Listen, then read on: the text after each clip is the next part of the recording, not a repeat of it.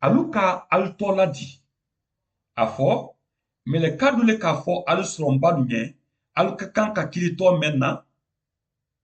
a tɛrɛ den ɲari ne di kɛmanɛn mɛn sɔrɔ ni mariyama bolo mariyama ni yusufu ka kan ka kili di o nɔ man tɛrɛ ba mɛlɛka ka fɔ le alu ɲɛ ko adi denkɛ sɔrɔ i y'a tɔ la ko isa ba ale le kɛtɔ ala mɔli kisila ka lu bɔ alu la julumu nu dɔ a tɔ nɔ man tɛrɛ mɛn gbɛlɛ man tɛrɛ o le tɛrɛ ye ala baara di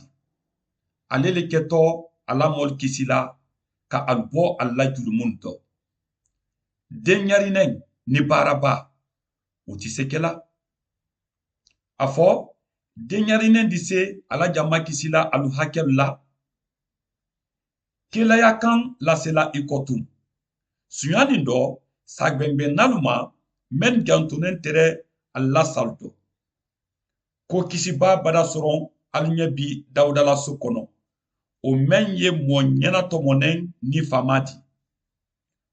o tɔmasire le alu ɲɛni aldi den ɲari miniminɛn ye fani dɔ k'a bila biyanu la dɔminikɛfen kɔnɔ kelen di sankolo la fala mɛlɛkakuru la alu ye alamatɔ la hankilima mɛnni bɔla kɔdɔn dɔ olu fana nala den ɲini ka ma ani k'a fɔ ko alu se Jerusalemu alu k'a kɛ mɔlu ma ɲininka di ko yahudiyalu la mansa mɛn sɔrɔ nda sisan o ye min an ka lolo ye telebɔ dɔ an bada n'a k'a bato mun na ale tɛna a bato la san siyaman tamina isa bonyada ka kɛ cɛ di